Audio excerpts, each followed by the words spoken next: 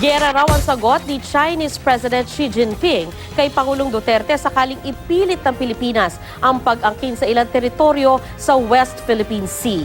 Inihayag ito ng Pangulo matapos ang consultative meeting ng Pilipinas at China. Balitang hatid ni Katrina Son. Mga kababayan, ulitin natin, inabura na ho ng permanent. Sa makasaysayang desisyon noong July 2016, pinabura ng United Nations Arbitral Tribunal ang Pilipinas sa kasong isinampa nito laban sa China. Idineklara ng tribunal na may karapatan ang Pilipinas sa mga inaangking teritoryo sa West Philippine Sea. Kabilang narito ang Fiery Cross o Kagitingan Reef na nilagyan na ng China ng rocket launcher. Sa isang convention sa Davao City, inihayag ng Pangulo ang babala ng Chinese President kung ipipilit ng Pilipinas ang pag-angkin nito sa West Philippine Sea. We do not want to quarrel with you, according to China. We want to maintain the present warm relationship.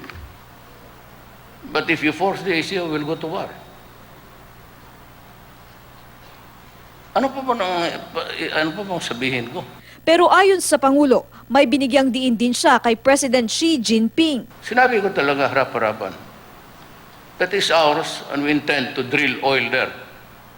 Wala nang palaboy-laboy. I can drill the oil if there is some inside the bowels of the earth because it is ours.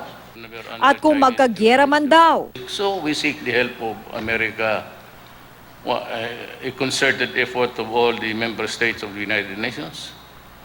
Are they willing to fight? Because if they're willing to fight, we are. But kung ako lang, why would I do that? It will result in a massacre and it will just destroy everything. sa gitna ng pahayag ng Pangulo, gumugulong na ang bilateral consultation mechanism sa China. Sa joint statement, sinabing diretsahan pero maayos na nakapagpalitan ng opinyon ng dalawang bansa tungkol sa usapin sa South China Sea. Napagkasunduan ng pagpapatuloy ng mga pag-uusap para sa confidence building at pagtigil ng mga aktibidad sa South China Sea na posibleng magpalala ng tensyon at makaapekto sa kapayapaan ng rehiyon. Nagkaroon din ng diskusyon sa mga susunod na hakbang kaugnay sa maritime cooperation at posibleng pagbuo ng mga technical working group. Sabi ng DFA, hindi pa dedehado ang Pilipinas. Ang instructions natin, instructions ng Pangulo, di ba?